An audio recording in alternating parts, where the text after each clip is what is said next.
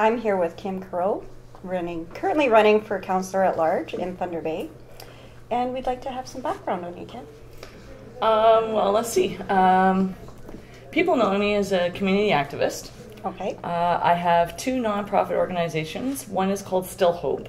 And what is that one? It's a volunteer type organization. It's for survivors of cancer, patients with cancer, and their families. Okay. And what we do is we help with the hidden costs of cancer, such as home care, personal shopping, transportation. Oh, wow. And we work in conjunction with the hospital, of course. Mm-hmm. They refer clients to us, and we deal with it that way. And then my second nonprofit is a group called Help Make the Homeless Smile. I witnessed something outside today that was very awesome. That was nice to see. Yeah, it's very simple. It's basically I gather donations from the public. I make up what's called smiley bags. One is usually of food and non-perishable food items. And then the secondary is personal hygiene and wellness bag. Oh, wow. And so I hand those out at night on the streets to those that need it. So the personal wellness bag has like shampoo, sunscreen, deodorant, ponchos. Yes, rain ponchos. Rain ponchos. Yes, yeah. We do get a lot of rain in Thunder Bay. Yeah, we do, and it's just to make them smile and maybe brighten their day. Okay, and your third endeavor is running for at large. Okay, what got you started to want to be running for council? I was never really involved in politics at all. I have no background in politics whatsoever, but I got pissed off. Okay. I got pissed off at what was going on around me. I got pissed off with my taxes. I got pissed off with my utility bills and how high groceries were getting, and the fact that I had no say unless every 4 years as to what was going to happen in my city. I wanted better things for the citizens. I wanted better things for my own family, and the only way I realized that anything could change or be better was to actually run and see if I got elected, see if I could prove myself, and help every citizen reach a better state of living. I mean, with all the work you do with the less fortunate in the city, we were actually standing outside, yeah, and a gentleman happened to walk by, and you ran to your car, yeah, and got him a smile bag. Yeah. What was his response? He was very appreciative. He was very happy about that. He was smiling from ear to ear. And, he was. And he was very happy to get a rain poncho in the smiley bag. And I explained to him what was in the bag, and he said that he had his toiletry bag stolen from him. So he had no razor. He had no toothbrush, no toothpaste. So I was quite glad I could do that for him, just to make his day a little brighter. So back to politics, what do you expect to do differently than the councillors that are already here? Well, I'm hoping to shake things up. How so? I don't rubber stamp anything. When things come across me in my family or with my friends, I like to think about it. I don't just rush to a conclusion or a decision at all, or a judgment.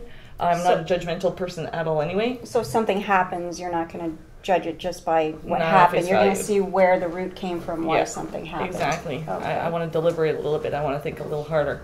And I don't coast on anything. Citizens have come to me lately, and some may disagree with this, but some citizens believe that in this last year of council, the council members, unfortunately, I have to say this, they think that council is coasting. That they're just, they're trying to, just get through. Just, Oh, okay, they're just making decisions because they can make decisions type thing. Well, yeah, some citizens think that they're rubber stamping. That's why I use the term rubber stamping, to make themselves look better or to make sure that they get reelected. Some citizens think that they're just tired of their job, that they're just there for the paycheck. Unfortunately, I don't judge any council member. I respect council. I know council personally. I consider some of them my friends, but somehow, some of it rings true. Some of the decisions haven't exactly been the greatest. Some decisions have just been fabulous. Right. But things need to be better. I agree. Yes, they do. Totally. So express to you that I know nothing about politics. So how would you, I mean, obviously I'm agreeing with you. How would you get me to vote for you?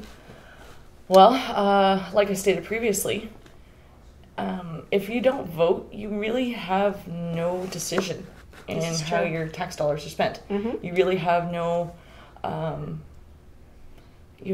say in what goes on around you. Mm-hmm. If you register and vote, you have an opportunity to put people in council that represent your views and what you want to see happen in your city. That's true. So what exactly is your platform for this election coming up? Fiscal responsibility is a big thing. Mm-hmm. Transparency, accountability. Yes. I want to be an at-large councillor, which means I would be responsible for the whole city, just like 4 other people, and 7 other ward councillors.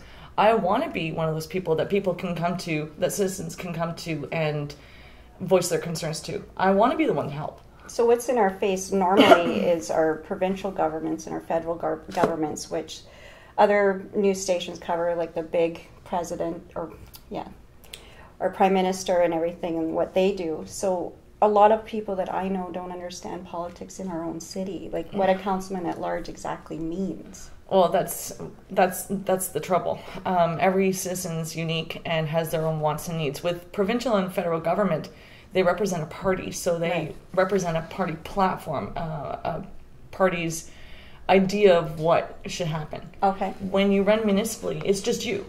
It's just you and your views on things. And the citizen bases their votes on how they feel about what you want to do, whereas it's different with provincial and federal. And there's many candidates that are running this year that have wonderful platforms. Mm-hmm. And all I can say is I'm more about action than words. I don't make any promises because I don't like promises. I like to actually show what I can do. So how are you going door to door? I'm going to be going door to door more. I was the first person to register. Oh. So I've actually been out and have been involved in public events and been seen around town. I've been quite vocal as to what I'd like to see happen in the city. But what's the response been from I've been called the People's Candidate, which I really like. That's awesome. I really, really like that one. I'd like to coin that phrase. I don't know how truthful that is. To some, they may see me as mild or meek-mannered or naive about issues, but I'm quite passionate about... Why do people think that of you? Because of my volunteerism. And that's with the smile. Help make the smile, help make the homeless smile, and still hope they Why would that be considered meek? I don't know. People tend to underestimate me. They do. They judge a book by its cover. You're dealing with people that are sick. Yeah. And they're not happy. No. Well, I shouldn't say that. That's one thing to say. But, they're going through a tough time. Yeah, they are. And watching people go through that's tough. You have to have a good heart and thick skin. But some people just judge a book by its cover. They assume that I'm, I don't know. It's hard to vocalize or verbalize how people have misunderstood what I am about. So if an individual stands up for their rights and speaks up for other people, I'm not a bitch all the time, but like when I'm passionate about something, I do tend to become one. Unfortunately, as women, we're called that. And if a man's called that, they're considered strong, but you shouldn't say that about yourself. No, I like that word. You do? I do. I do like that word. And I would consider myself a bitch when it comes to something that I'm passionate about, because sometimes you have to be. You have no other choice than to be. Yeah. And in a man's world of politics, as they say, the boys' playground, sometimes you have to be. Sometimes you have to be a little bitchy to get anywhere. Wow. If I'm elected, I'm already up against a lot of hurdles as it is. Mm-hmm. I'm going against incumbents. I'm going against people that have political backgrounds. Mm-hmm. And you don't have a political background? Not whatsoever. So that's where you're coining the phrase. Yeah. The people's candidate. Yeah, I'm just an everyday person that wants better for the city. If I'm elected, I'm going to be the first female councillor that's part Aboriginal. Oh, wow. And I'll also be the first female councillor, as far as I know, that has a disability. And what is your disability? Chiari malformation. And I'm hoping that I can raise awareness of that. Let's tell the people what it is. It's actually a rare brain disorder. What it basically means is that my brain is too big for my skull. It's congenital, and supposedly it's hereditary. And it's very complex. It affects every system in the body. Do you get headaches with it? Massive migraines. Wow. Massive migraines. And how long do they keep you down for usually? Oh my goodness, I've had headaches that last 80 days. 80 days? Oh yeah. Wow. I'm actually supposed to be going for a decompression surgery. And what is that exactly? It's where they will actually remove a part of my skull to give my brain more room. And is that where in the back of in your the back head? of the head? And it just, They'll be removing a part of the skull. They're, according to what my neurosurgeon says, they'll be cauterizing a bit of my cerebellum so that it shrinks a little bit. They'll take a fascia from my thigh and put it kind of a brace at the back of my skull, and then sew me back up. Wow. Well, I hope they sew you back. It's kind of like a little mesh bra on the back. Well, there you go. I mean, that's a lot to deal with in itself, and that right there makes you a stronger person. I hope knowing it that does. you have children as well. Yes. And how old are they? I have 3 biological and 1 adoptive. My oldest is the adoptive, and he's 22. Then I have 3 biological, 21 in October. My boy Christopher. My 13-year-old Hunter, who will be 14 in October, and my daughter Jewel just turned 11 in May. May 9th. That's a lot of kids. That's a good herd. That's a nice size. Did you recently have a group of school kids make some smile bags for you? Yes. Can you tell me about that? The Harbor Youth Services actually helped make smile bags for me as well. Wow. They have been just awesome. What are the Harbor Youth? Well, they're a group of children of at-risk families that tend to this after-school program.